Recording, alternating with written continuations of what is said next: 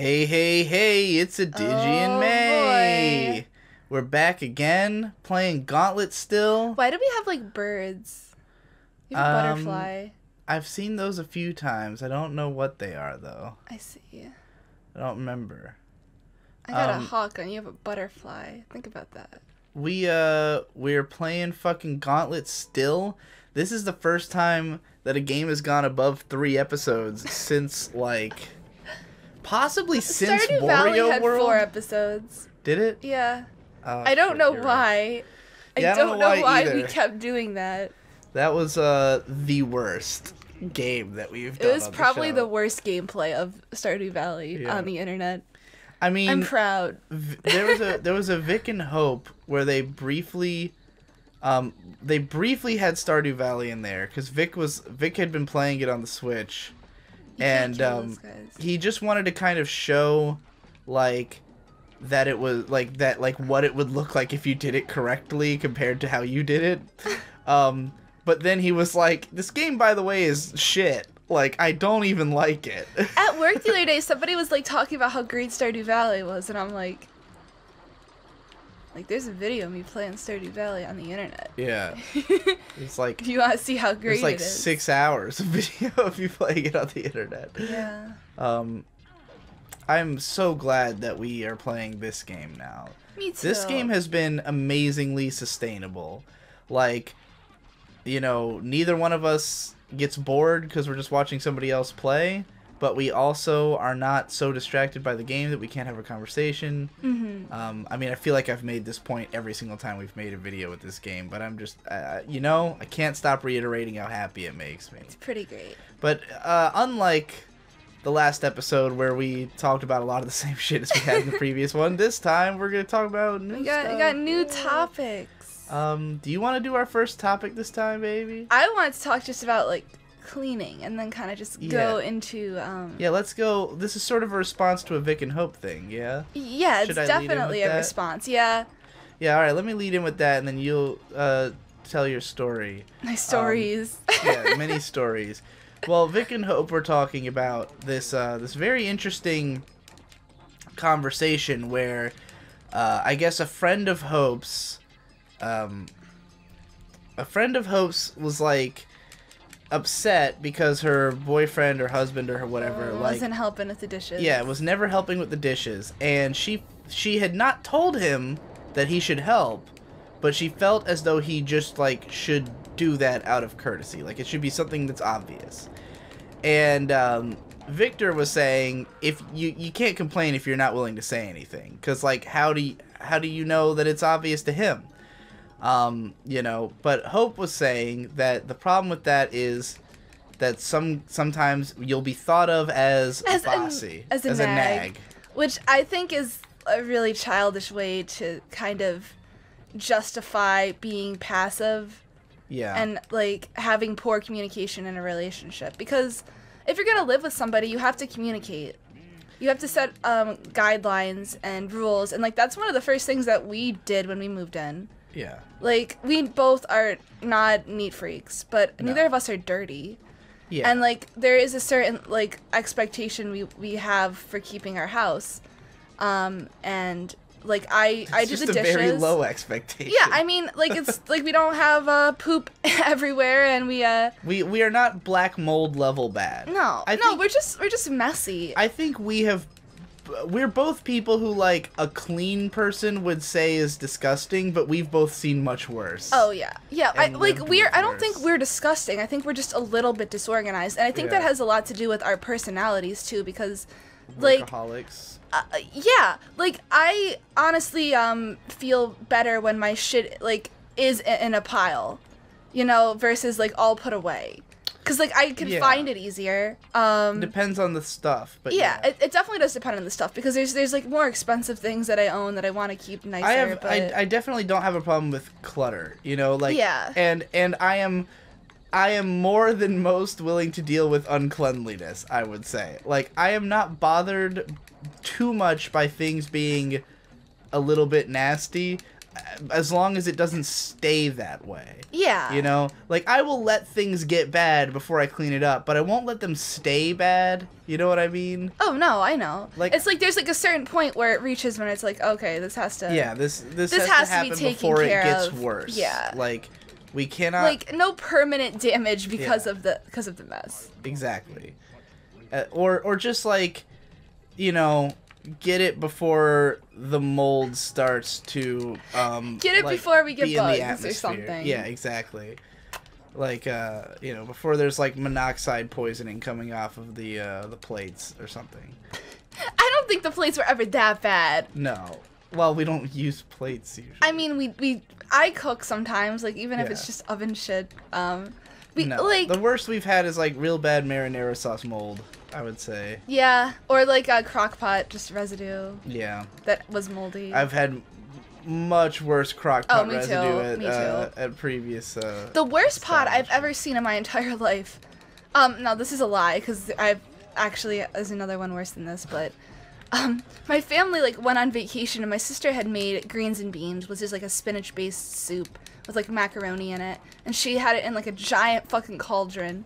And then we go on vacation for a week and the dishes were not done and that pot was still on the table, and we come home and it just like the whole house just smelled of like moldy fucking spinach. Fun fact, I may have done the same thing to my ex-girlfriend's house one time where she had made like I want to say spaghetti or something like in a gigantic pot, and we'd only eaten like half of it, and the way her work was is that she would work for 3 days and be home for 5. What did like, she do? She was in the Air Force. What did she do though? She apparently like basically just sat at a computer and like when there was an alert she told people to go drive out and investigate whatever set off the alarm. Alright. I.e. her job was to sit on Facebook all day on Facebook Messenger. Yeah. But like she was gone for 3 days. And I did not do anything about this pot. Like, I just left it on the stove where it had been.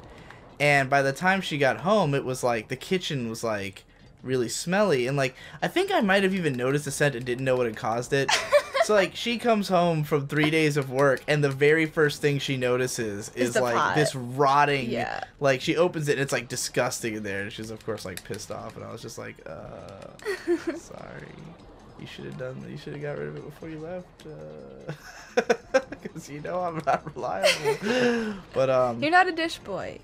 No, I'm not a dish boy. That's okay. You don't have to be a dish boy. I can be an everything else boy. Yeah. I mean, my responsibility growing up was like, my mom left. My mom had always been like the caretaker of the house. She always cleaned our rooms. We never really had to clean. And when she was like out of the picture, my dad's a workaholic and a slob, and he has very low standards when it comes to cleaning. So my responsibilities were always like sweeping and doing the dishes. And my sister did all of the cooking and the bathrooms and that shit. My brother didn't do anything because he was a spoiled brat. That's how the youngest are. Yeah. Like they just cry Shade about was it, that and too. nobody wants to put up with them crying. So Yeah. everybody else just Shade pulls was their enough weight. younger than us that he could never have been given a responsibility. And my sister definitely did more of the housework than I did. I opened a bottle. Just because I'm an asshole, and like there's only so much that I like can do. Like I am not gonna cook as good as my sister, and I just like don't feel as bad about it being messy as my sister does. I want to address something that I was really glad Victor made this concession in his rant, because if anyone hasn't heard this Vic and Hope episode, I don't remember which one it is. It's like episode 12, I think, of Mario Odyssey. Mm-hmm. The latest one as of this recording. Yeah. Yeah, it's 12. Victor goes on about how like the ways I would manipulate him to do chores and stuff, and all of it's completely accurate. Like I definitely come off as a dick in his description, and it's all completely true, but he at least has the decency to bring up that he didn't want to characterize me as like the sole villain. Like he was like, I'm sure I've also done stuff, and I don't want to like pass it off that like it was all Conrad. And I bring that up simply because there was a period of time in like like I want to say my like when I was like 20 or so, where I had gotten really fed up with the narrative. Like Victor had this tendency. I always said he had a hero complex or like a protagonist complex, where like it seemed to me that he sort of saw himself as like this general do-gooder guy. Like he's like the main character of a shonen anime. Like it's kind of the way he acted. Like, oh, I'm just like a nice boy, you know? And that I was like this villainous presence in his life, you know? And I think I was willing to embrace that in my teen years because I did kind of like see myself as like a villain. But then by the time I reached a certain age, I realized that like I wasn't really like, not everything I was doing was being a bad guy, and not everything he was doing was being a good guy, you know? And so it started to really bother me that, like, he still treated it like I was always a dick and he was always the good guy, you know? Yeah. And, like, so I started giving him, you know, grief about that and shit. Like, I started, like, telling him all the time, like, dude, you know, you are also a lazy fuck. Like, you know, I am really bad with being lazy and manipulative. That was definitely true. But Victor was also really lazy and also like inattentive and inconsiderate and, you know, and like ultimately, while yes, I did manipulate him to get to do things a lot of the time, I also had to do things a lot of the time, either when I couldn't or didn't manage to manipulate him, you know. Like there was a period of a few years where like I was the one making dinner every night, you know, like I would fight him to make him do the dishes. Like that was definitely true. Like we would have long protracted battles over me trying to get him to do the dishes so I wouldn't have to. But I pretty much always made dinner, you know. Yeah. But like yeah, it was just a matter of like, you know, I was probably worse than him, but it didn't make him a good guy, you know? Yeah. And it just had started to bother me at some point, but I think we got past that. Pretty much, I would say, like, when Vic and Hope started dating, he became, like, so much easier to, like, be around, because he was just happy all the time. Yeah. Like, before that, he was just so angry all the time that it was, like, you know, I would literally walk into his room and he'd be mad at me, like, just for coming into the room, you know? Yeah, it's amazing how much, like, your brother reminds me of, like, the relationship I had with my sister, because she was always extremely angry, and, like, she always made it look like I was the spoiled brat, like, that I was just, like, the spoiled one who, like, got what she wanted, and meanwhile, wasn't really she's good the at one anything, and who's... she's the hardworking one, but really, in reality, it's, like, she's the one who's brooding all the time, and, like... Well, and she's the one who's, like, got her boyfriend living with her in her dad's house. Yeah. Like, you can't pretend that, like, that's not being spoiled as fuck, you know? I mean, we're equally spoiled. Right. It's just, like, I'm more upfront about it. Yeah. And I kind of, like, act like it's a joke a little bit, and, like, I kind of manipulate my dad by, like, just being adorable. Yeah. I've always kind of done that. But, Get that cherry. Okay. I think it was an apple.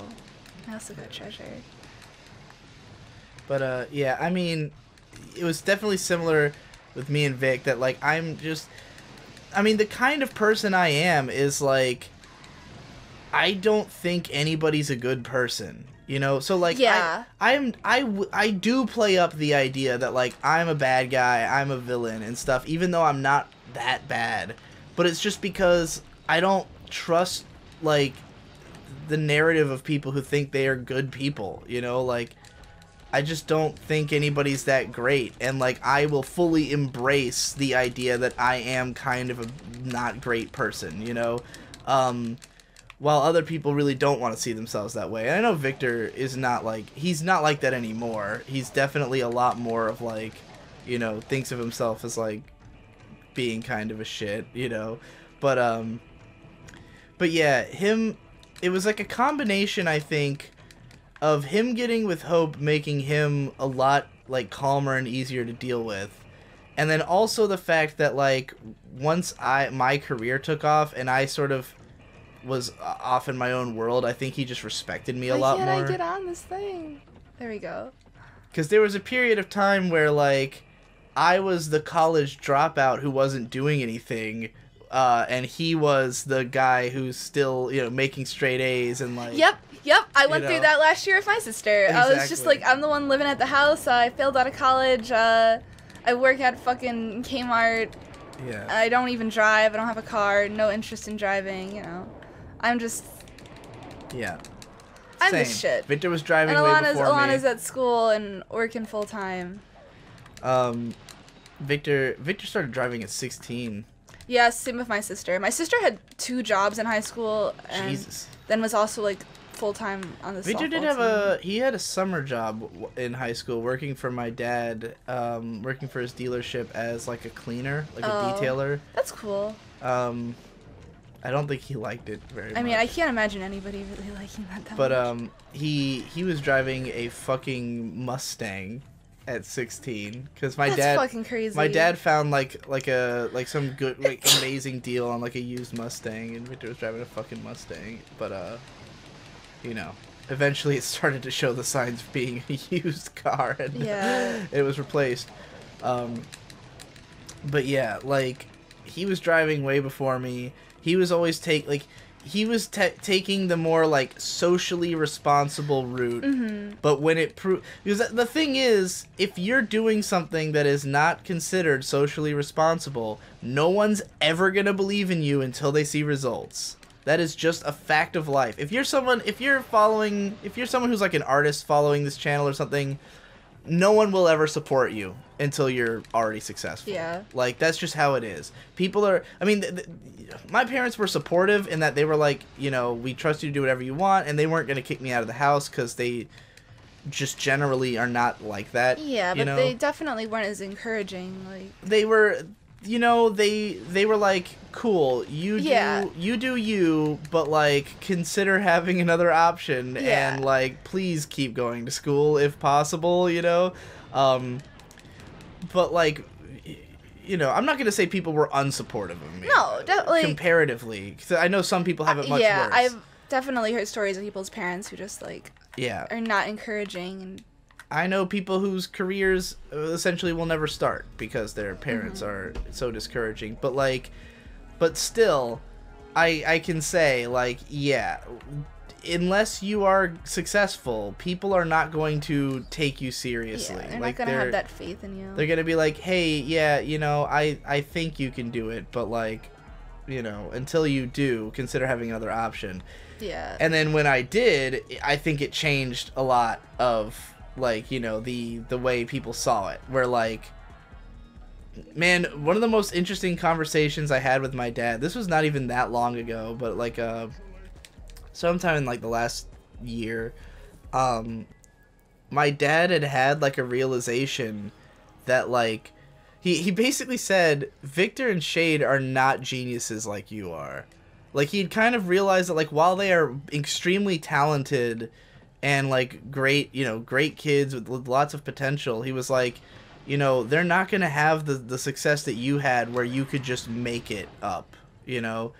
Like Shade's someone who enjoys working like a normal job and having like a normal girlfriend, normal life, and like, he's not somebody who's just gonna sit there for 6 to 10 hours a day and work on his art, you know. Because like, when Shade first started making beats, like, I was so into like trying to get him to like, oh, Shade, you should quit school and quit work and like make beats, like, dude, we could be famous, like, all you gotta do is like, because he was making them really fast, like, Shade only takes a couple hours to make a beat, and I really like his beats, so I was like, dude, we could put out an album every month, you know, like, and we could become famous. And like, for Shade just like not seeing that tangibly already, like, he doesn't have the vision for that, you know. Like, I would consider, this is a very pretentious sounding word, but like, I mean it in a very literal sense. I would consider myself a visionary in terms of like being someone who can like tell when something's gonna, like, how something's gonna eventuate, you know, like what the potential is for something, and being like, oh, if we do this, this can happen. And I really do think if me and Shade had like gone all in on, we're gonna be a famous rap crew, like, that would be the case by now. you know? Like, because I know I could write a song every day. Yeah. You know? You've done that. Fucking, yeah, I mean, emotional anime raps and Gay and Dead, like, emotional anime raps was like one song every day for 5 days. Oh yeah, that was crazy when you were putting that out. Like... And then Gay and Dead, the whole second half of the fucking album was made in 1 week at Blind Skywatcher's house, you know? So, like, if me and Shade, if he had taken it as seriously as I did, and he had been, like, making a song every single day, and I had something to rap on every day, like, dude, like, eventually that kind of deluge of content, like, something's gotta hit. Like, even if you put out 100 songs in a year, one of them's gotta fucking hit, you know? Like, if they're any good, which they are, our songs are pretty good, you know? Like, even if the vast majority of them would never see mainstream appeal, one of them's gotta. Some dumbass meme shit, you know? Some fucking Big Dig Samurai Nigga. Like, that's why I want to make that Big Dig thing. If anybody hasn't listened to this, because I did not promote it in any way, I made a freestyle album, mixtape rather, called Big Dig Samurai Nig. That's on my Bandcamp. The artist is Big Dig, and basically it was born out of like me wanting to, like, I was thinking about how if I ever want to be famous as a meme rapper, I can't be Digibro because it's not a good enough rap name, and Trial of the Golden Witch is a terrible rap name. So I decided my rap name would be Big Dig, and I just make like meme freestyles, and yeah, I just freestyled for literally 45 minutes over just a YouTube video that was a collection of samurai-themed trap beats. It's great. It's great. And I cut up the, like, 20 most usable minutes into an album. And if you download the album, you get the whole recording session, which is, like, 27 tracks or some shit. It was definitely an experience watching you freestyle like that. Yeah, you literally said I was a genius in the middle of it, and then I immediately made a song about that. Yeah. She said my genius brain is so insane, and I just, like, started going, and I mean, like, you know, none of it's good, but, like, if I did that all the time... You like, would definitely have a lot of usable stuff. I mean, let's say I decided I wanted to be a freestyle rapper, like, if I just did literally that every day, like 45 minutes out of each day was me just taking some fucking random trap collection and rapping over it, think about how quickly my skills would escalate. Oh, yeah. You know? Like, I would keep coming up with new rhymes or, like, solidifying the ones I've already done, you know, figure out how to write a beat even better. Like, you know, each time I've attempted freestyling, I've gotten much better at it. And so, like, I know... yeah, if I really took it seriously, I could do that. And if Shade took it seriously, he could do that. But, like, again, Shade's not a visionary. Shade was like, I want to work at Domino's. And he got way into working at Domino's. And I'm like, what are you fucking doing? Why are you so into working at Domino's? Like, but, you know, it's not the same. And, like, Victor has, a lot of his career has been about realizing, like, he's not really... like, he's more creative on other people's projects. Like, he's more of a guy who comes in and does... like, he likes doing film work. Not, like, creating his own movies necessarily. Like, he just likes doing the work aspect of it. He enjoys pointing cameras at stuff and, like, pressing the camera record button and, like, framing shots and stuff like that. Like, more so than fucking trying to write your own script and, like, put together... because that was the mentality I had about being a filmmaker growing up, was, like... you gotta just, like, come up with all your own shit and, like, be filming all the time, like, make your own videos and shit, and, like, I don't know, he didn't get into it in that way. I completely derailed our topic. I realized that, but I like this discussion, too. I don't remember how we got onto it. Just talking about our brothers, I Just guess. talking about the dynamic of, like, sibling relationships and stuff, Right. and just how our siblings are different from us. Yeah. And, I mean, there isn't, like, that's just normal, I think, for siblings to kind of, to think that way, and to have, like, you know, one be the good kid and one be the shit kid. Yeah, but it's just interesting the way that, like, just by becoming adults, because I feel like when you're an adult, that's when people sort of see you as, like, okay, this is the result of what all that was. Like, like, everything you were up until this point was just build up, and now it's like, let's see what that made, you know? Yeah. Like, because you could be creative all through high school, like, you could, like, see yourself as someone who's going to be creative, but then once you're, like, put into the world and been like, all right, now show us how you can make money off of that, then that's when, like, it's the make or break, you know? And it's not the stuff they teach you in school or even necessarily the stuff they encourage in school. No. Like, I've known a lot of people who've taken tons of art classes, have, like, basically, like, specialized in art all of high school. Or just and, even... like, aren't doing artistic things now. It's also not the way, like... I think everybody wants to be an auteur, and, like, you're fucking not. Like, you just aren't probably an auteur, you know? Like, the people who we all look up to are, like, the singular director. Like, Quentin Tarantino or something, where, like, everything in it is him. Like, it's his writing, his directing. You can tell, like, oh, he used the same shot in each of his movies. Like, that's a Quentin Tarantino thing. And it's like, everybody wants to be that guy who's got, like, their own super distinct voice. And it's like... And it's like, there's only one Quentin Tarantino. Yeah. And there can only be one. And most movies are, like, a collaboration. And you don't realize how much goes into what he does. Like, the dude is insanely multi-talented, where, like, you don't have, like, the majority of film directors do not do all the shit he does. No, definitely not. You know? Like, think about how few people even can become a director, and then think about how few of the ones that there are do as much as he does. Like, he is a once-in-a-generation talent, you know? Like, you are not Quentin Tarantino, and, like... And you probably don't even want to be Quentin Tarantino, because I feel like having that much skill, like, comes at such a high cost. Like, you definitely have to have some kind of, like, mental illness to, like, to reach that level. And I say that, like, as nicely as possible, but... I don't know if mental illness is the word I would use, but, like... I think so. I think to achieve, like, a certain level of genius, you have to be, like, broken. And... Well, it's only an illness if it hurts you. Like, if you... Like, I don't think Tarantino's unhappy, you know? Yeah, but he had to make his own happiness. He had, like... Yeah, but, like... If he wasn't successful, do you think he'd, like... I wouldn't even, like, go as far to say that he is happy. Like, you can't... The thing about, he probably is... I don't know. I don't know Quentin Tarantino, so I can't say Dude, he makes some fucked up movies. Like, there's no way... Yeah, but he does it with glee. Yes, like, but that's great. Like, I mean... I don't think... Like, okay... Like, how we were saying before that, like, autism is, like, slowly being considered, like, not even a mental illness so much as just, like, being neurally atypical. It's, like, it's only an illness if it hurts you. You know, like, if you could be the weirdest motherfucker in the world and everyone else can think that you're completely insane, but, like, you don't have a mental health problem if it's not a problem. What if you're, like, so stuck in your delusions, though, where you're completely happy, but, like, you are not in this reality? I mean... Sounds great. Like, wouldn't you love that? No, I wouldn't love that if, like, all of my happiness wasn't based in reality. Like, if I was just imagining everything. Like, if I mean, it sounds shitty from the outside, but imagine if you were that. Like, you'd be totally satisfied. You know?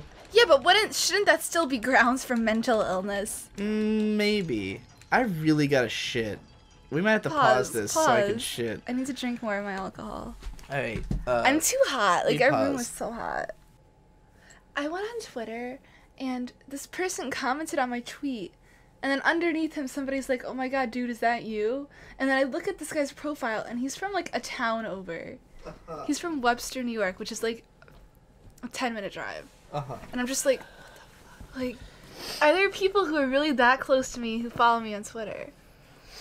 And I mean, yes, there has to be. And I'm just wondering, like, is anybody following me because I'm a nerd and I live in Rochester?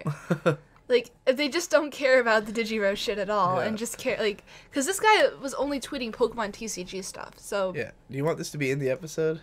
I mean, it can just be in the episode. We can just cut to this. You can just pick up your controller and we'll just keep going. Yeah. So, all he had on his wall was, like, TCG stuff.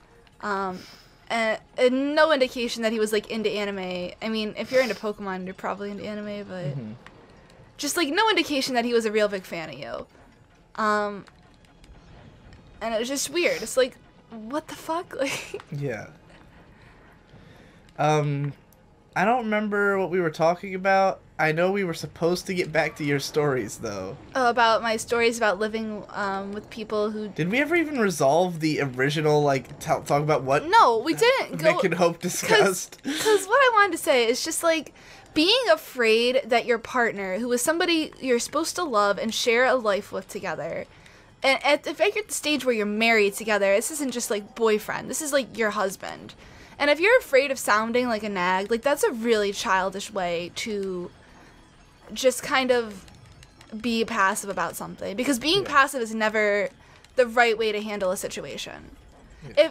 If you are uncomfortable with something, you have to voice yourself. If, like, you want there to be expectations of cleaning, you have to, like, say, like, hey, look, I'm going to school, so that means I won't be home that much. Right. This is a consideration I made before deciding to go back to school. I can't do all the housework. Right. And if the guy doesn't, like, do anything at that point, then he's a shithead. Yeah, that was what it got to me the most, like, with Hope saying, like, girls are afraid of being considered a nag. I'm like, dude, if a guy considers you a nag, he's not worth being with. Like, yeah, he's a child, and, like, you made a mistake. Like, either you are legitimately being a nag, which is a thing you can be. Yeah, which happens. Or this guy is being a total dick, and you need to break up with him and consider something better. Or maybe just accept that about him. I mean, like, if you really love him and he's a piece of shit, well, sounds like... I mean, if he's bad at doing the dishes, maybe, like, you gotta, like, work around that. And that's, like, a really normal problem, people. What is I don't this? know. What is happening here? I just wasted my power trying to... I guess we just go that way. Yeah, I think, there's two different kinds of compromise in a relationship. There's the kind of compromise where the two of you come to an agreement about something, and then there's the kind of compromise where you just compromise your integrity and decide that you're going to put up with the fact that the person you're with is retarded. Yeah. And you're going to have to choose one. If you can't convince... if you can't hold on, hold on. Yeah. As the Killers would say. Which, incidentally, part of that conversation that was that you took offense to was when Hope sort of implied that like Victor was saying that there's somebody for everybody, somebody who can love every quirk. I would not put up with a guy treating me that way. Yeah. Like, I have very, very high standards. Well, the implication there was that I was that, like... Yeah. Because that Victor was describing the way that I am... That you were behaving the same way you did when you were a kid, and kids are all fucking brats in the first place. Not even just... I mean, I'm not going to pretend I did not still manipulate Victor as little as 3 years ago. I mean, you were still a kid. If you're under 23, you're a kid. I finally hit maturity. But it's also because he's my brother. Yeah. And there's a huge difference between your little brother and your girlfriend. Yep. Because your little brother is not someone who you have to worry about whether they're willing to fuck you at the end of the day, you know? Like, your little brother's not somebody who you're going to go to bed with that night and sleep next to and, you know, and sleep next to them with the knowledge that they don't think you're a huge piece of shit. You're jumping a lot of conclusions that there's not somebody in our audience who fucks their brother. That's fair. There could be. You could have just offended somebody. Yeah, that's could have just lost a patron. I bet the guy who fucks his brother also does the dishes. Yeah, me too. And doesn't manipulate the brother into doing the dishes, unless they're manipulating the brother into fucking them. I always am so fascinated by. Are we just going backwards? Yeah. Or... I'm always super fascinated by incest relationships because once you throw sex into a brother-sister relationship, how does that change? Yeah. How will you still be brother and sister? I think, I mean, I don't know what real incest is like. I can only speak it definitely to characters who are incestuous. Yeah. But usually it's presented that they are not quite like brother and sister. No, because they're lovers. But what if the sex was just an afterthought? You can have sex, but there's no romantic love. It's just fraternal love. I don't think that happens. I mean, it could. It could. It could in our fantasies where we want it if you lived in like an apocalyptic setting and there was nobody of fuckable age within the radius that you can travel safely. I mean, it would. And you had to fuck your sibling, because this happens with animals all the time, like tigers and shit. Yeah, I think that this depends on your perspective on sex. I think if these were people who didn't have modern ideas of sex, they would fuck. Like, that's why tigers would do that, you know, because they don't have this... I love how we're using fucking tigers as, like... Tigers don't have the same perspective on sex that humans do. To them, it's just something they... Like, they have to have sex because reproduction is, like, their purpose. Yeah, and there's no social norms or anything created on top of it. Like, the only reason none of us fuck our siblings is that we are told not to, you know? Like... Yeah. Like, I know there's a lot... I know, like, plenty of guys with hot sisters who have openly stated they would fuck their sister. Like, I've known a few guys who have said that. Yeah. Like, unironically. They're like, yeah, my sister's fucking hot, and, if she wasn't my sister, I'd definitely fuck her. Or, like, if she was into it, I would definitely fuck her. But, like, you know, can't be done. I mean, I don't know how much of that was, you know, memeing to fit in with the guys. Because fitting in with the guys in my group of friends, and I'm not going to say which group of friends, I don't want to incriminate anybody, but certain friends of mine, fitting in with the guys is, well, you all know what friends I'm talking about. Of course. Who else would it be? Who else that you all know and love would be all about fucking their siblings? But I won't say who out of the group, because there's a bunch of them with sisters, and some of them definitively would not want to fuck their sisters. But anyways, yeah. I think it really does depend if you have a hot sister. Like. Yeah, it depends on if you have a hot sister. I am fortunate enough to have neither a hot sister nor a hot brother. Yeah. And I'm fortunate enough to only have brothers. But if I had a hot sister, probably fuck her. You know, you'd probably fuck your sister? Yeah, most likely. If I grew up with a hot sister, I mean, I don't know, because I don't know what kind of person I would be. Like, that's the thing. You can speculate on, like, oh, if I was exactly the same person that I am today, but I just had a sister, then I would fuck that sister. I mean, if I was your sister, I would for sure fuck you. Yeah. But the thing is, if I had grown up with a sister, I would be fundamentally a different person. Yeah, you wouldn't be... Like, the person I am now is, I think, in many ways defined by the fact that I didn't have any women in my life growing up, you know? Like, that kind of contributes to, like, who I am. And so if I had had a sister all along, maybe my perception of women would be totally different, you know? Because I grew up... I was definitely, like, a pussy on a pedestal kind of guy for, like, my teen years, you know? Like, women are God. Pussy on a pedestal. Yeah, you know that phrase, right? No. From a 40-year-old virgin. Oh, shit. It's very popular among guys to use the phrase, but it's, from the 40-year-old version, there's a part where they're telling him that the reason he can't get laid is he's putting the pussy on a pedestal. That's also a line in Bitch Don't Kill My Vibe. I'll take your girlfriend and put that pussy on a pedestal. Yeah, you're right. Yeah. I can't believe I forgot that was in 40-Year-Old Virgin, because I've seen that movie a ridiculous amount of times because it's just been on. I've never, like... Funnily enough, I've only seen it once, like, 15 years ago when it I've came never, out. like, seeked out the experience of the 40-Year-Old Virgin. It just has been on. It's just on, like, Comedy Central a lot. But yeah, that was kind of my mentality, and I think a lot of it was because, like, I think a lot of guys who, like, really, like, revere women, like, above men, it's because they don't have women in their lives. And so to them, like, women are, like, a mystical force, you know?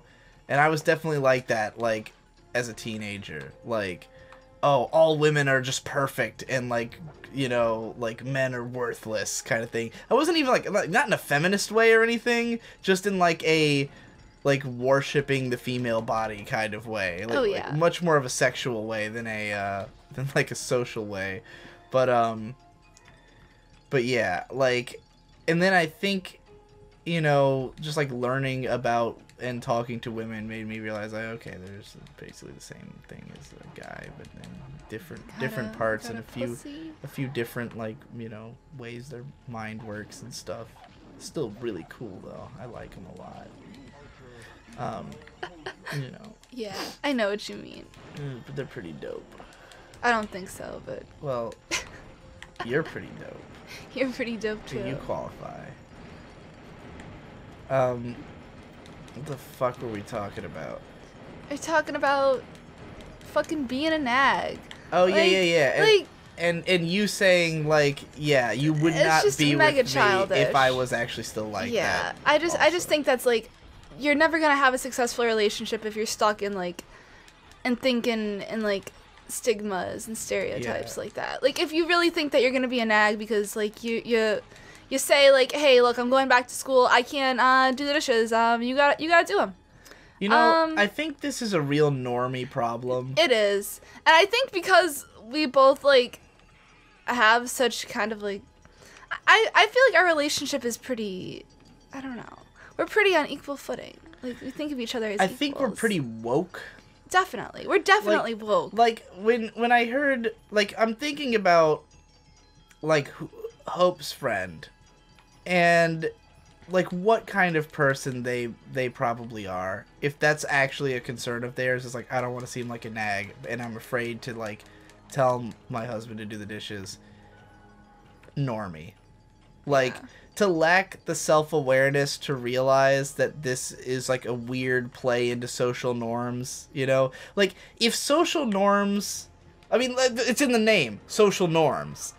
If social norms are at all a concern in your relationship, you are in a real normie relationship. Yeah, if social norms are affecting the happiness of like in your relationship, Yeah. that's a lot. It's hard to relate for me. It's to really, yeah, normies. me too. It's real hard. So you wanted to tell stories, or something. Oh, just to like, I think that you kind of learn to assert yourself, especially when you're uncomfortable with like how other people are doing things. When you live with people, like I've lived with a variety of people throughout college, because I went to like university for 3 years, and like I was in a sorority, so like I lived with a whole bunch of people. I had 5 or 6 roommates, and none of them were super like smooth, except for when I lived with my best friend, but like I still had problems with the other people who were like living close to me. Mm-hmm. But there's always like roommates, like living with roommates is shitty, especially random roommates. We will die if we try to fight that Oh boss, yeah. so Oh yeah. I'm gonna see if we've opened any new areas. Let's check. Let's check it out. So the first roommate I ever had, I like went to high school with this guy who lived on the same floor as us in our dorm, and he was a total dick to me. And at the time, he was like, he smoked pot all the time, and he was like an asshole, and I didn't really think highly of him. And one day I just came back from class, it was like the second week of school, and my roommate is just like sleeping with this guy who like was bullying me in high school. And like they were in bed together. They weren't like fucking, but they like clearly had fucked. Mm-hmm. And he was just like in her bed, and I was just like, what the fuck? Like, out of all of the people at this school you could fuck, like, why would you fuck the only other person from my high school? Yeah. Like, why? And like they were dating for a couple of years, and to like get back at her one time, I, like ate all of her food. And she Like, never all in one sitting? suspected, like no, she had like a bunch of Halloween candy, and like over the course of a week I ate like a drawer full of Halloween candy. And she never suspected me, even though I was the only person that could have done it. That's hilarious. Because like her friends would come to the room and she'd like get mad, but she never suspected it was me. Mainly because I was like, because that's all I would Revenge eat. No, like I was like 115 pounds, and like she wouldn't have expected it was me, because I was like mad for skinny. clarification, you are... I'm 5'8". Yeah. I you're was the same mad height underweight. as me. Like all I was eating was her candy. Yeah. And like to get back at her, just because like a lot of things she was doing was pissing me off, and like she would talk shit about me with people, and I'd hear about it. She'd like say like how weird I was and stuff, and I was never in the room, so it's like, fuck you, like I don't talk shit about you. I'm just gonna like eat all your Halloween candy, and like I was like getting some kind of sick gratification off of like doing this, Yeah, and just like fucking with her. So like yeah, I just ate all of her Halloween candy. Would you describe yourself as somebody who struggled with anorexia? Yes, definitely. What, do you have any stories about that? About being anorexic. When my parents got divorced, I put on a whole lot of weight. Like I was 160 and it's still the same height I am, which isn't like fat.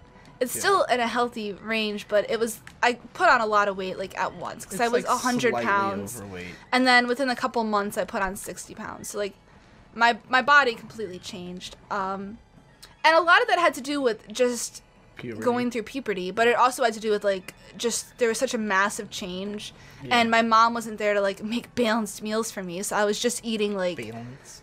I was just eating like Hamburger Helper and like fucking fast food all the time versus like home cooked stuff. Baby, what's the phrase that they say at the end of like all commercials for like breakfast meals? A balanced diet. Yeah, part of a breakfast, part of a balanced breakfast. Yeah, part of a balanced breakfast. I just want to hear you Just say I balanced know, in different I know. contexts. It's so adorable. I'm glad you don't think it's annoying. No, it's the cutest shit in the world. Where am I? You're fucking way down there. I can't get there. I can't get to where you just are. go. I can't. I literally Okay. can't. I can't get here. Oh, you have to go this way. Yes. All right. Um, Yeah, so that was my first roommate. My second roommate, because I was living in an all-freshman dorm, so to continue living there, you had to take this class.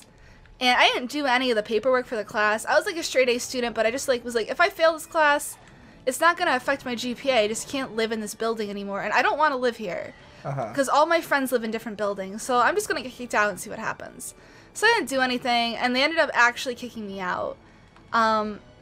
Surprise, surprise. I didn't think they were going to, because I was really well liked, and I was like on president's list and stuff. I thought they'd just kind of overlook it.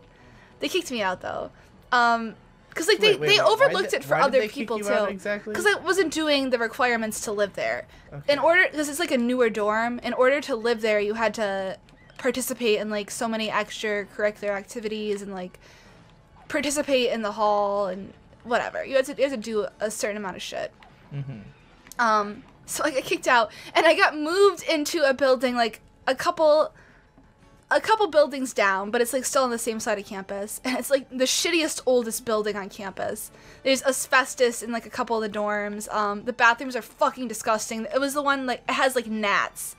The bathrooms before were like pristine, and then I go get off that thing.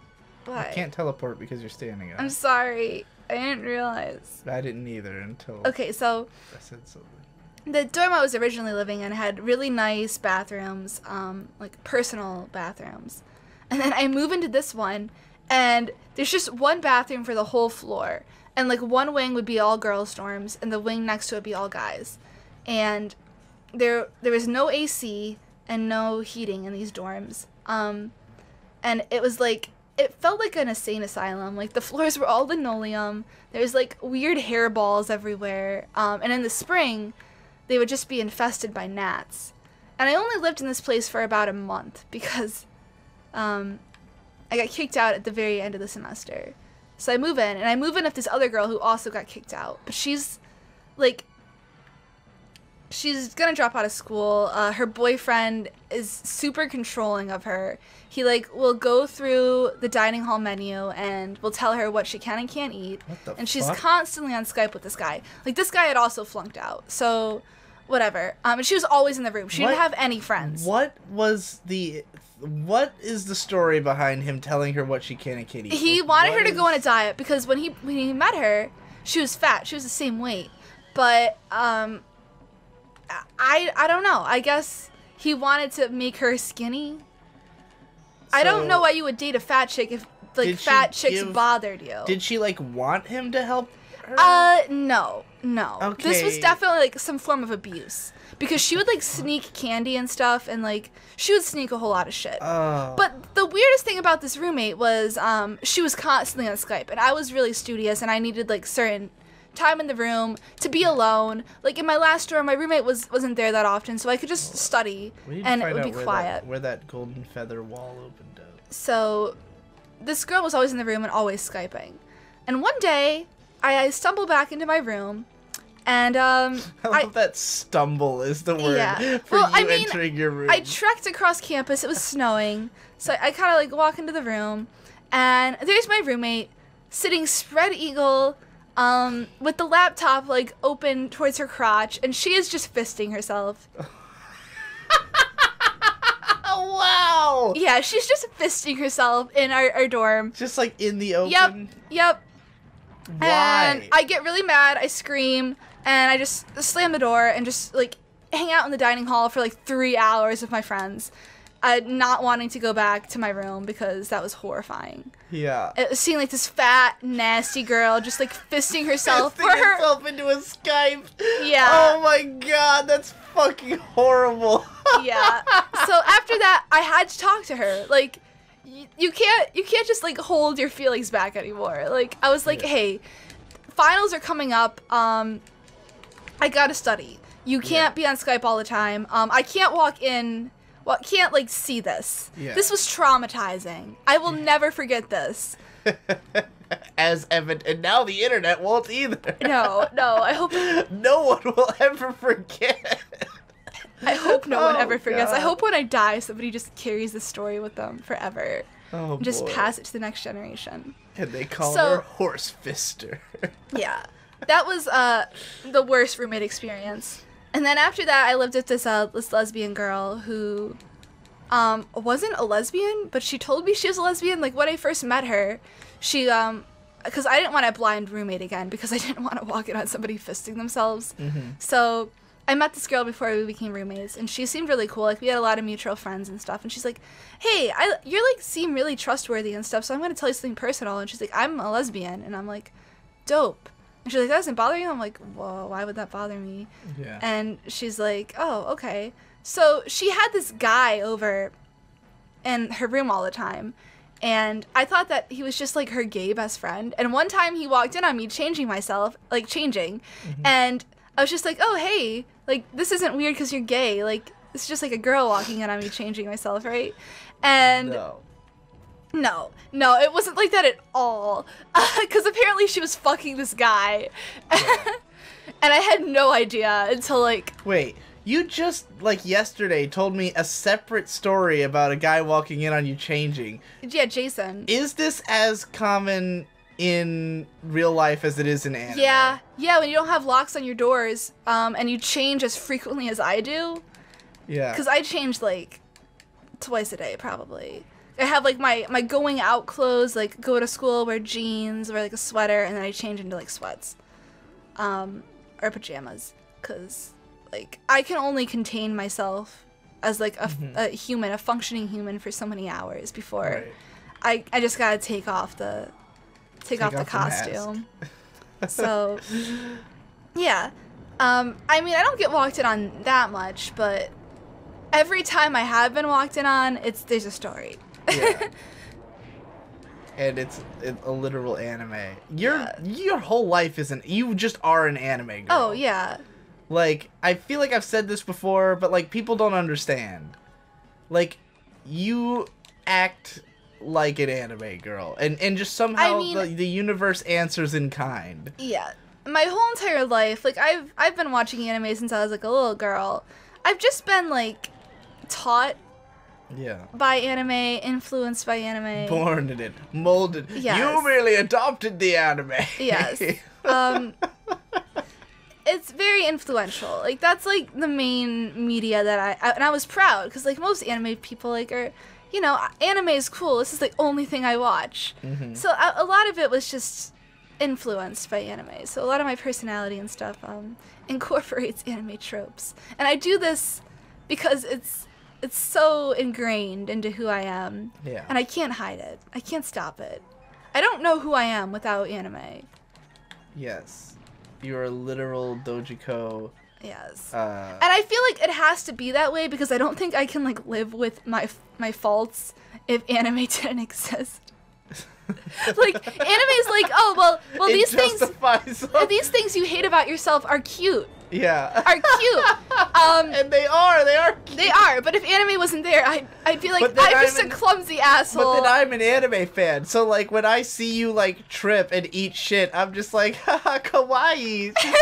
She's a dojiko. It's just like I'm watching canon, like. Yep. So this is why we have to be together. Yeah. We can't be of anybody else. This and so many other reasons. Literally, we can't be of anybody else. Because other people would find it endearing, but they would, like, think that like, they have to protect me, and that, like, makes me... That's what the anime thing is, though, is that that's what moe means, is I have to protect Stop! them. I don't want to believe that I'm, like, a subpar human. Like, I'm subhuman. Are you saying that moe girls are subhuman? They might be subhuman! Are moe girls subhuman? Strawful in the description. No argument. I can't answer that question. It's deep on too many levels. Oh boy. Oh my god.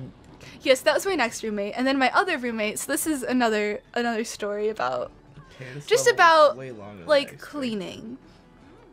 So this girl drops out of college too. So far, like all of my roommates have dropped out of college. Mm-hmm. So. Her best friend is looking for a roommate, and they live in the same building that I live with the lesbian girl, but she lives in a suite, so it's one dorm with just me and this other girl, a door that connects us that has a bathroom and a common area, and the bathroom is really nice because only 4 people are using it versus like 30 girls on a floor. And then there's a room next to it with another set of 2 girls. So I don't really know too much about the girl I'm moving in with, just that she's like okay. She does drugs and she sleeps with a lot of guys. That's all I know about her, but she seems okay. So I'm like, I can deal. This is the girl who gets me into pot and stuff. But like, we were best friends, and we're still pretty good friends. Like, this is one of the best people I've met in college, and we're like similar in a lot of ways. So I end up living with her, and we're both slobs. Like, neither of us keep our rooms super neat. Like, my first roommate that I had, she'd change her sheets twice a week and wash them. And me and my roommate, like, we're, like, every other month, and we just do it because somebody will notice. Mm-hmm. So there's that. The common area is the area I have, like, my mirror set up, and I do my hair and my makeup in there. So I have, like, all my shit set up. And I've been doing this for the whole semester. And, like, it was never a problem. And I end up getting laid in my dorm, and the guy throws the condom in the trash in the communal bathroom. And the next morning, there is passive-aggressive notes all over the bathroom saying, like, this is disgusting, this is a biohazard. It's a biohazard that there's a condom in the bathroom. And then she went on this, like, rant about how I hadn't cleaned the bathtub, even though we had never set expectations for cleaning the bathroom. And I'm not, like, why would I clean the bathtub? I've never done that before. Like, why would I think to do that? Yeah. Like, I've always had somebody clean the bathroom for me, or, like, in a dorm, the cleaning people just clean the bathtub. Yeah. So I didn't even think that was a thing. And, like, I had been trying to set up a meeting with this other suite of girls, like, can we, like, do responsibilities and stuff for the bathroom, like, can we figure out what it is? And they're like, just do what the girl did before you left. Because the girl who used to live there is also really weird, because she was like a furry, a cat furry, who used to sleep under the bed. She used to have her own bed under the bed. This is legit. This is true. Like, these stories are all true. So this is the girl I'm replacing. So I asked my roommate, and she's like, nigga, I have no idea what your responsibilities are. And I'm just like, okay, I'll wipe the mirror down every once in a while. So that's all I did.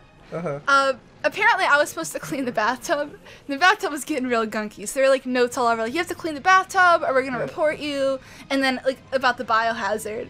And I'm just like, you could have, like, told me to clean up the bathtub before. Yeah. Like, I didn't know, and obviously I wasn't going to if it's been, like, several months and I hadn't done it. Yeah. So I try to talk to this girl, and she just, like, slams the door in my face.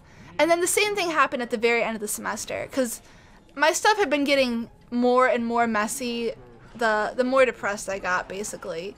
So in the communal area, there'd be the mirror, my hair straightener, my makeup, and then, like, clothes. And it'd just be, like, in a corner. Like, you know how I do it. Yeah. You can picture this.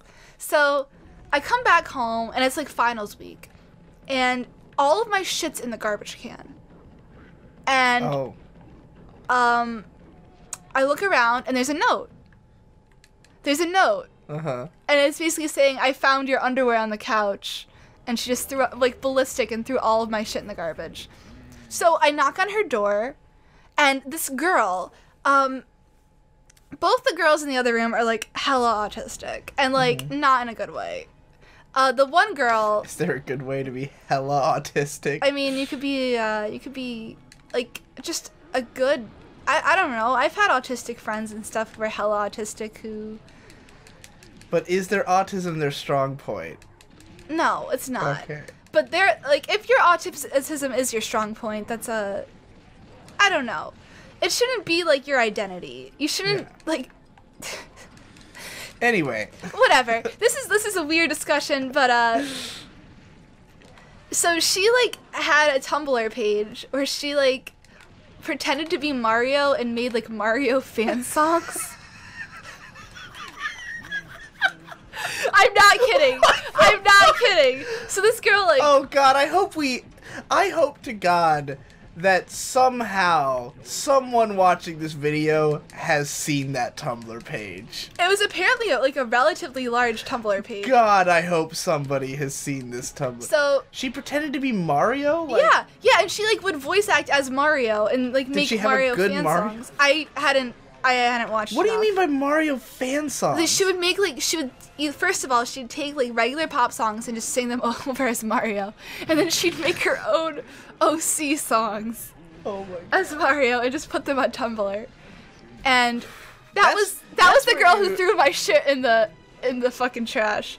And then her roommate was slightly more normal, but she was, like, this black lesbian girl who lived with her. So how'd the confrontation go? So I knock on the door. Uh-huh. And I'm like, hey.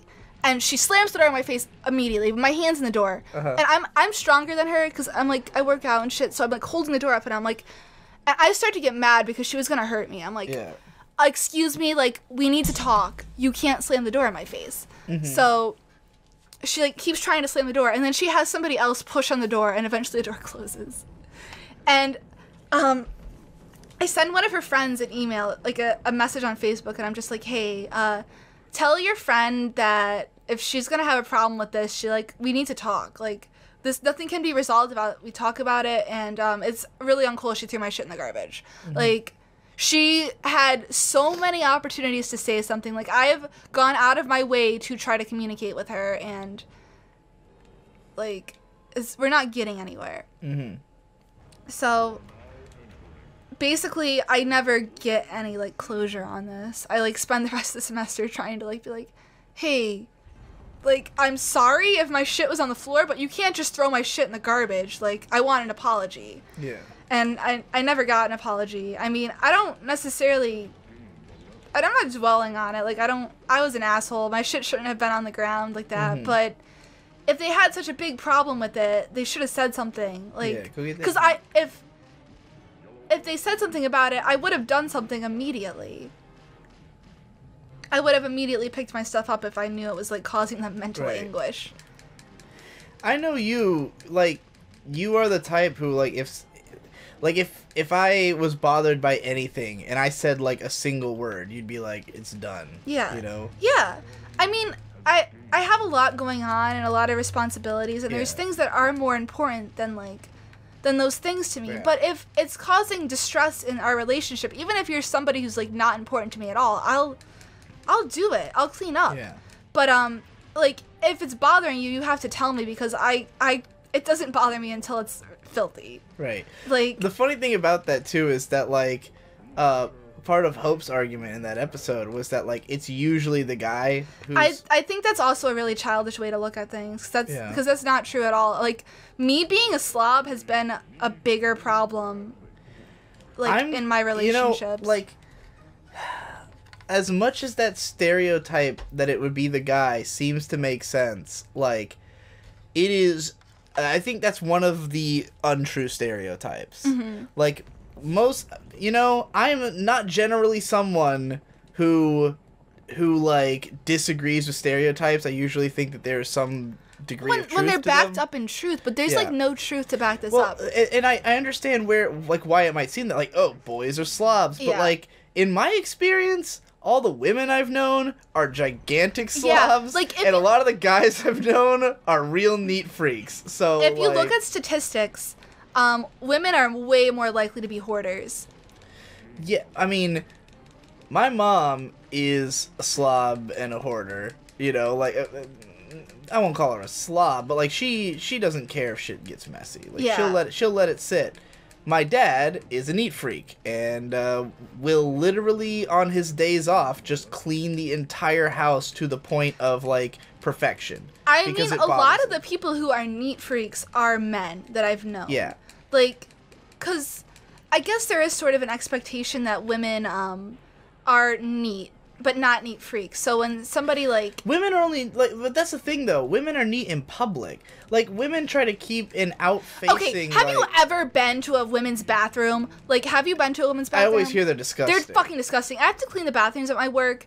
They're disgusting. So, like, if you cannot tell me that women are, Everything on average, more clean than men. Everything I've ever heard from women on this subject, including like comedians and stuff on the subject, is that women pretend to be nice, to be neat, because they think it's attractive. But, like, they're not, in general. Like, there are as many neat freak women as there are neat freak men, which is to say it's a minority. Yeah, being a neat freak is definitely a minority. Like...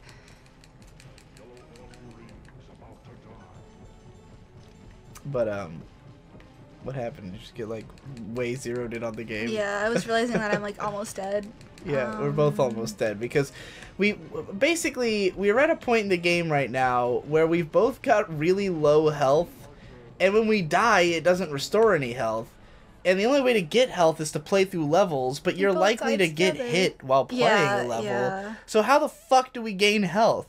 And then I thought, well, we've leveled up a whole bunch, so maybe we'll be able to take on the previous boss, but... If we had more health, we could definitely do it. We're getting really Yeah. close on just, like, this little. Yeah, but, like, where do we go to get more health? And just play more levels, I guess. Let's What play levels, I don't though? know, because, like, the ratio between getting hit and how many coins in the levels is not... There's, like, no specific level that Yeah. is the best for that. This game is bad. Yeah. but I like it anyways. I just want to be able to beat the game. But like, man, let's try the first level of Zone 2. I remember that one being like quick and easy, and we could Okay. just do it over and over That again, sounds I good. guess, until we gain health. But yeah, man, slobs is everywhere. Yeah. And slobs can be anybody. They can. They can have a pussy. They can have a dick. Was that it for your stories of... Talking about my shitty roommates. Yeah, was all your I mean, roommates? I stories you have wanted to even share? more stories about just conflicts between roommates. Because my last roommate in college was a huge neat freak. And I am not. Like, I won't clean until it starts to smell. Like I won't clean until I notice it needs to be clean. And she'd, like, would say things and start drama between, like, our suite mates because I wasn't cleaning. And it's just like, if you have a problem, just say something because I don't realize there's a problem. Because my standard of living is different. Because Yeah. I'm not bound to the social expectation that I have to present myself as a neat person. Yeah. Like, that's never been something I valued. Like, having a neat space isn't super beneficial to me. And I'm doing it more for the sake of you. Right. And Victor talked about that in the episode as well, that like it was exactly like that for us with my dad, where he would constantly like especially Victor put it with the yard, because that was something none of us paid any attention to. Like, none of us give a single fuck about whether the grass is long. And my dad would be like, "Oh, I can't believe nobody's cut the grass." And we'd be like, what the fuck are you talking about? Like, when have you ever known any of us to care about the grass? Like, you say cut the grass and somebody will do it. But, like, you know, I think another problem with how my parents did things, and this is gonna sound wrong, but I feel like it might have worked. My parents were very much about trying to be fair to me and my brothers. Like, they always tried to keep things even between us, like keep you know, just everything, like how much each of us got for spending, like how much chores we had and stuff like that. They shouldn't have done that. They should have just told, like, instead of always saying, like, because my dad would do this. My dad would say, hey, whoever mows the yard, I'll give $10 or something like that, right? Yeah. What he should have done is gone to Victor, and I think he did this a few times later in life, but he should have always done this. He should have just gone to Victor and said, hey, Vic, mow the lawn, and I'll give you an allowance. Like, it should never have been whoever wants to do it, or like, oh, I'll give everybody an allowance if these chores get done, because then we're going to fight over who's doing what chores. Yeah. He should have just said, oh, Conrad's a lazy piece of shit and is never going to do anything. So, Victor, you're the chore boy, and you get an allowance, and Conrad doesn't. Like, and I would have been totally okay with that. Because, like... It's fair. Like, I've always been somebody who values doing what I want to do more than I value my own benefit. I got nothing out of that level. Yeah, you actually lost health. I came out better. Because I was just, like, all I was focused on was getting food and treasure. All I was focused on is drinking this sweet screwdriver. This sweet screwdriver. Yeah, you gotta focus more on actually playing. Yeah. I realize that. Not just playing, but like specifically collecting the money, because that's what we need. Let's go level 2, I guess. And this one's a little longer. Yeah. But yeah. How do you feel about chore boards, like a chore list? Never worked for us. Never. Never. I wish that my parents like did it. Because the chores, the way chores were distributed in my family was really strange. I think that for us, when we eventually have kids, are going to have to come up with like a system that's in place from like their childhood. Yeah, they definitely have to like not grow up with their mommy doing everything for them, because that's or just not like my parents didn't do everything for us when we were little. They just no one did anything. Like we just like that was like a huge source of stress in my parents' relationship when we were kids. Is that like, you know, my dad worked and like kind of expected the house to be clean when he got home, but it usually wasn't. And like, you know, and mom was just kind of like, I'm raising the kids, and dad's like, well, I'm doing work. And it's like, well, you know, who's gonna clean the fucking house? Nobody. Yeah. That's what you have slaves for. I think it's that, like, I don't know, I feel like my mom never saw herself as a housewife, and so like, you know, having to try to be one was just not like something she wanted to do, you know. But like she also just didn't really have anything else going on in her life at the time, so she just kind of sat around and I don't know, was depressed and smoked a lot of weed probably. I think she was pretty How was that depressed. treasure? That looked like straight trash that you got. It was like silver treasure. How are you even supposed to distinguish trash and treasure? I don't know, but I pick up the trash anyway. Because every time that I think something's trash and avoid it, it ends up being treasure. Is there any negative consequence to picking up trash? I have no idea. I feel like yes, but there probably isn't. I don't think there is. I think it's just to make fun of you for picking it up. Like, haha, you wasted a key. Like these fucking I mean, yeah, bums. that's a penalty enough, I guess. But, anyway. Was there anything else to say about that stuff? About cleaning? Yeah. I don't know. How do you feel about our current cleaning? Our current cleaning? Yeah. I'm okay with it. I'm very okay with it. I think I mean, it's exactly what you would expect from people in our position. Like, we both work all the time, you know? Yeah. Like, I'm at home doing my shit, I very rarely leave my office, you know. Here is just, if somebody needs a frame of reference for how much I work. Tonight is Thanksgiving. Yeah. I have to go into work at 5 o'clock, and I am there until 1 in the morning as a manager. Tomorrow, I go in at 10 a.m. and get out at 6:30. And then the next day, I work like 3 to 11:30 at night. I didn't even know about the next day after that. So three 8-hour shifts. And this is like a time I have off from school. So I would normally have school in this too. And then I have other things that I like to do too. Like I have hobbies and a love life. Yeah, so where does cleaning feasibly fit into there? And I find time for it, but like I'm not the best about it. I just remembered, I feel like this is the thought that was like, that like the reason whenever I do that thing where I keep going like, oh, is there anything else you wanted to say about that? Is because I feel like a thread I had in mind for something interesting was lost, and I just reclaimed that thread.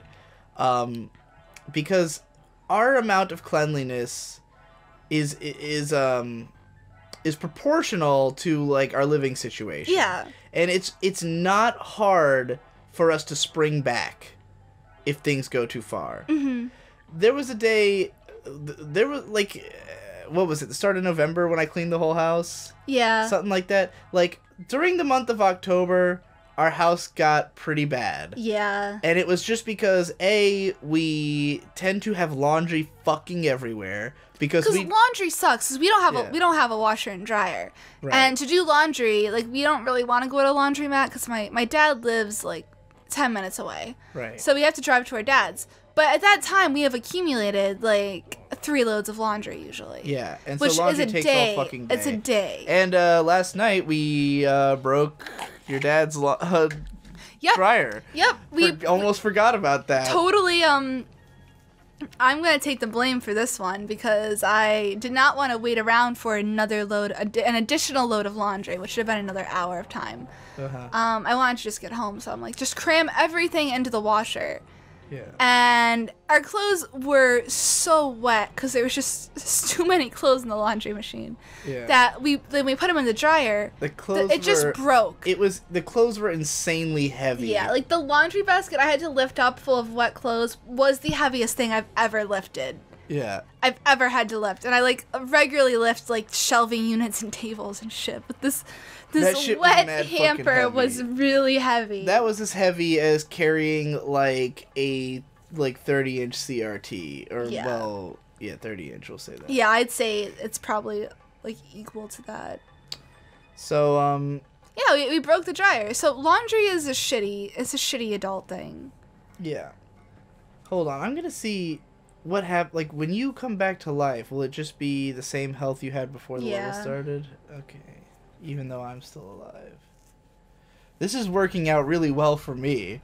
Doesn't seem to be working out well for you at all. It's fun. I'm having fun, and I'm trying to be an engaging co-host. You're doing a good job of that. I'm fisting fat. Yeah. I was so concerned for that girl's, like, well-being. Right. Like, this guy was abusive. Like, he was straight controlling wanted to monitor what she was eating. I mean... And, like, went out of his way to look at the school's, like, dinner menu and tell her what options she can have and, like, calculate her calorie intake. For what it's worth, baby, if you told me, like, all right, Digi, it's time for you to lose weight. I'm going to start counting your calories and track all of it, and I'm going to tell you what to eat. I'd be like, fucking We never talked about me being anorexic. You kind of started to, and then you just changed the subject immediately. Like, you said something about it, and then you were just like, anyway, my next roommate... I have so many things I want to talk about. Like, I want to talk about shitty Thanksgiving dinners. I want to talk about... Oh, boy. We could go all day. We could, because today's Thanksgiving, and I feel like there's never another time. This is trash. Oh, it's treasure. This was treasure. Yeah. Is it all treasure? It's usually treasure. It's It's rare. Like, if it's trash, it looks, like, real nasty. No, I don't think it looks different. I think it looks the same. No, the trash looks, like, fucking horrific. Alright. Like, you would definitely know the trash if you saw it. I'm really afraid to, like, pick up suspicious-looking metals, even though there's no penalty. The only thing that you shouldn't, like, try to pick up is the bombs. Yeah. But, anyway, what I was explaining was that, you know, I think part of why we're able to take care of it is that, like, the house is not that big. So, like, when it got bad, it was like there was laundry everywhere. There was a decent amount of trash. We hadn't vacuumed yet since moving in. No, I vacuumed once because when we first moved in together, I was very set on being, like, a housekeeper. Yeah. Like, I wanted to have I wanted you to be in perfect comfort. House? Yes, I vacuumed the whole house. I swept the whole floor. I did both the bathrooms. How long ago would you say that was? That was like the first month we lived here. Okay. That did not last. So we hadn't vacuumed since the first time. Yeah. And yeah, I mean, I will say that the two things I usually don't do is dishes and bathrooms. I also I don't know. Yeah. I mean, I have to do the bathrooms, but I haven't. The bathroom takes a long time to get bad. You know? Yeah, and it also takes a long time to clean. Yeah. I've done the bathrooms twice since we moved in here. That's impressive. I consider bathrooms to be a once every year cleaning thing for me. That's definitely not right. I mean, I clean because I had my own bathroom at my previous house. I cleaned it when my mom forced me to. I mean, yeah, if it's your own bathroom, it's completely different too. Because nobody would see it. Like, nobody ever came. I mean, upstairs. I haven't cleaned the downstairs bathroom at all. I mean, my friends would all think it was fucking disgusting, but they aren't going to tell me to clean it. No. But then eventually my mom would, like, at some point, like, venture into my bathroom for some reason and discover that it was disgusting, and she would, like, get on me about it. Why are these guys all tiny all of a sudden? Like, what is going on here? Like, halfway through the level, all the guys became tiny that we're killing. What's happening with that? Is it because I had the halo on? Because I don't know what else it does. I don't know what it does either. Maybe that is what it is. That just seems like a really weird thing to lead to that. But anyways, like, yeah, I usually clean the bathroom when someone tells me to. And sometimes my mom, my mom's funny because she is totally an enabler who, because she'll get more bothered about my bathroom being dirty that she doesn't even use than I do. And so she would do this thing where when I went to a convention, she would, like, clean my, like deep clean my bathroom and, like, my whole room. Like, I would come home from Otakon and everything would be completely different. That's trash, right? Yes, that was junk. Okay. Okay, but try this one over here, though. But yeah, like, she would just, like, I'd just come home and magically my whole bathroom would be clean. So I rarely actually had to... It was a death. Really. One was fucking death and the other was trash. Great. Great. Thanks for the keyring game. But yeah, I'm not the best at bathrooms or dishes. But, like, there was a day recently where I just went, like, alright, the house is a fucking mess. You were like, this was when you were in, like, your work gauntlet, like, you were working, like, constantly. Oh yeah, there was like a period of time where I had, like, no days off for 2 weeks. Yeah, and I was like, she's never gonna have time to help with this. I should just do it all myself and just surprise her when she gets home, you know. And so I just cleaned the whole house. It took like 2 hours. You know, like, it was not much. Like, yeah. And that was like the entire house, and I vacuumed and, like, rearranged shit. You know, like, yeah. And that was like, it was like at, like, breaking point level bad, and still only. It wasn't even that bad. Hours, like, the house I lived in before this had gotten way worse. Yeah. And I think a lot of the reason is, like, we do our living in the same places, and we don't like eat all over the house. That was what I'm building to with all that. Is why I think that your dad's house is impossible to be clean. Oh, yeah, it is impossible to keep up just because it's so big. It's not just that it's big, but that it's, like, really weirdly labyrinthine. Yeah. Like, okay, my family's house is arguably, it's bigger, I would say, probably. Yeah, your house is definitely bigger than my house. It's bigger, but, like, it's just a bunch, like, it's not that many rooms. It's like you had my bedroom, which was over the garage. Then you had the garage, which was my dad's workout area, you know. Mm-hmm. Then you had the living room where my mom and dad are all the time. Kitchen, dining room, then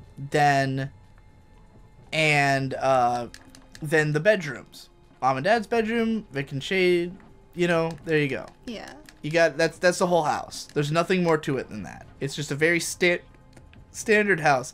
And like it is still so big that it can be like the den especially is so fucking massive that like sometimes there might just be a cup on like an obscure shelf somewhere in the background and it'll be there for 6 months. Yeah. Cuz who's going to notice that there's a fucking weird cup on this shelf that nobody uses, you know? Mm-hmm. But like your dad's house is a whole other beast.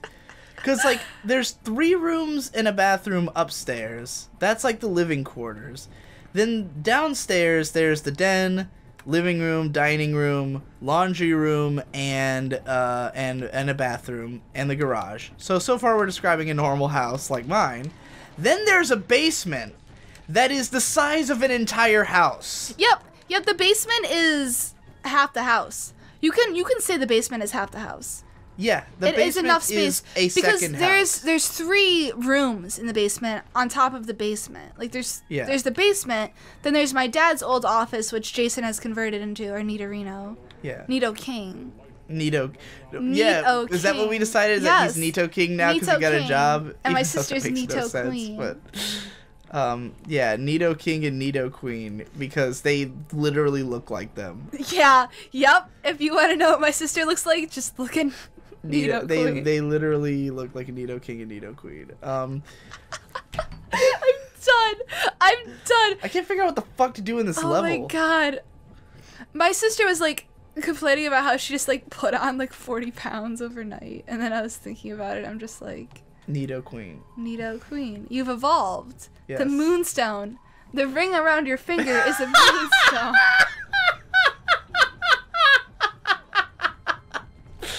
Oh my god, babe.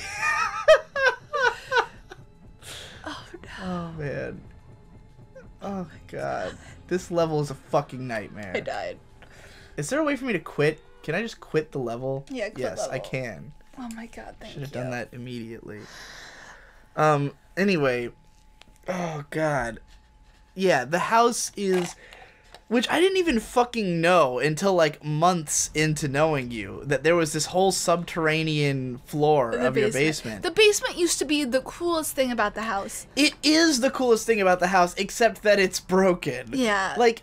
I used to live in the basement basically when we first moved there. That's where the computer was, and I used to just it's away. You're in the basement. Nobody's gonna notice that you're watching porn. When you first showed me that basement, like my immediate reaction was like, why the fuck didn't we just refurbish this and live here?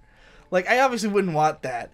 Like, but I couldn't shake that like, oh my god, like it would be so much effort, but it would be great to live there. Like it's just so cool. It's so cool of a space, and like I wouldn't want to live in your parents' house or your dad's house rather, because like I've been there enough times to know I don't want to live there at all. But like I just was like, this is so much wasted potential. And like, look, I'm someone who literally half of all of my dreams, my literal dreams, are about finding cool secret rooms in my giant labyrinth house and immediately deciding on some purpose for them. That is what my actual dreams are about, is like finding purposes for obscure hidden rooms in my house.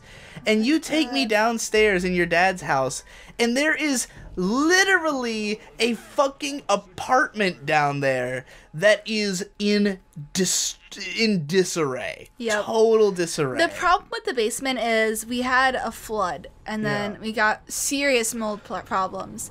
And it just, we didn't know get... about these things from Endless Jess. Yeah, we didn't get it resolved soon enough, and the damage is permanent. Like, we had somebody come in and replace all the walls in the basement, and we got, like, a new...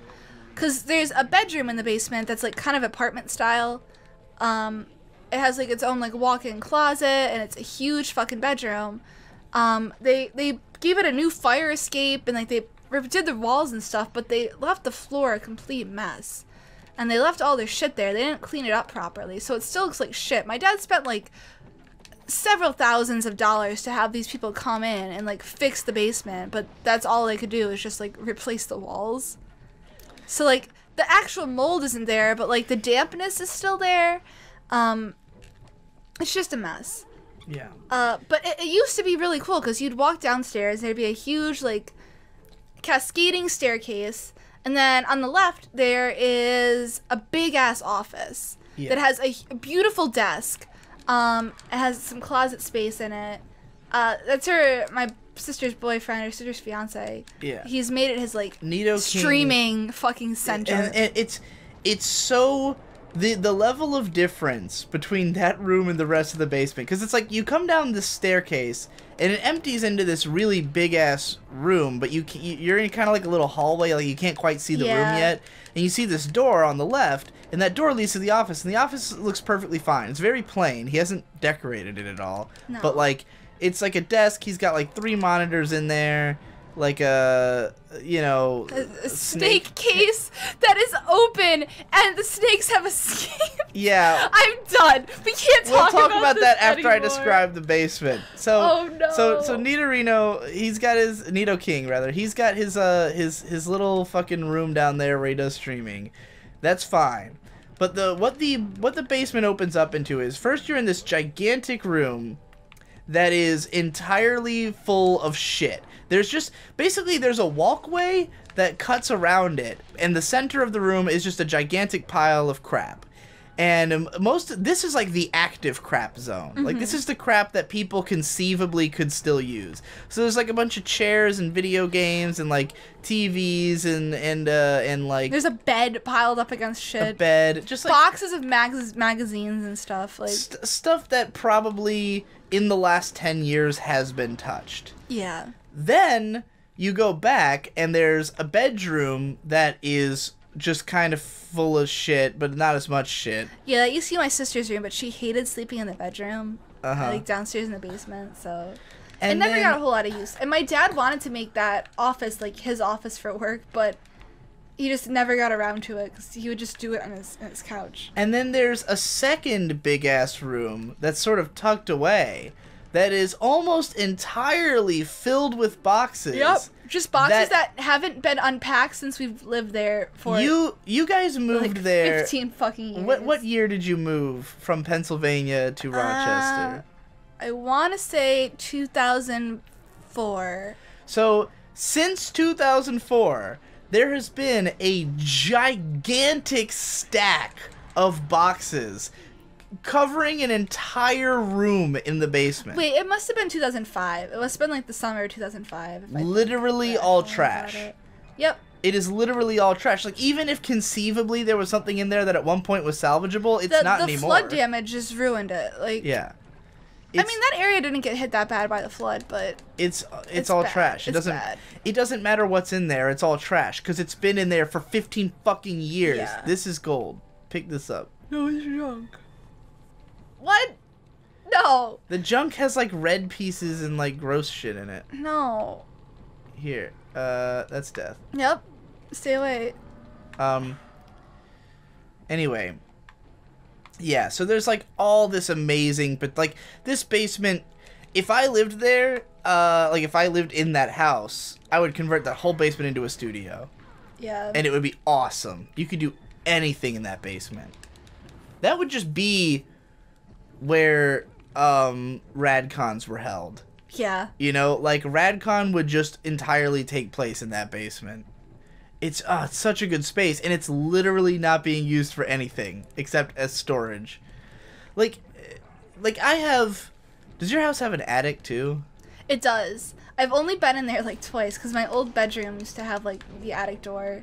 There's nothing in the attic because we have the storage thing in the basement. But that's what's so sad about it. Like, see, my house has a gigantic attic, but like you can only really use it for storage because it's slightly too short to really stand up in, and there's no heat control, and like it's not a place you'd ever want to hang out. So like, yeah, our attic's shit. So like, but like your basement, it's like, oh man, put all this shit in the attic and free up this fucking radical basement, you know? Yeah. Anyway, It's really sad because the house was great and there's so many great things we can do with it. It's just, it was built in the 80s and it wasn't built very well. So like there was lots of fundamental problems with the house and the house's infrastructure. Like we had constant problems with leaks and There's stuff. only one way that we're going to be able to make this work. Because the problem here is that A, you're not getting any health, and B, your character's under level. The problem here is I have to pee really bad. So what I think we should do is just have you solo through levels with your character for a little while. That's probably good. Yeah. I have to pee really bad though. Okay. Also, it is 10:10. Yeah. We can stop if you want. Like, I have more topics, but... I have more topics too, but we should save it for another time. Yeah, we can just save it for another one. Alright, we're just going to end this episode right here. We need to grind, and we really want to stop recording and go get high. And, yeah, look forward to the next one. Bye. Miguel out.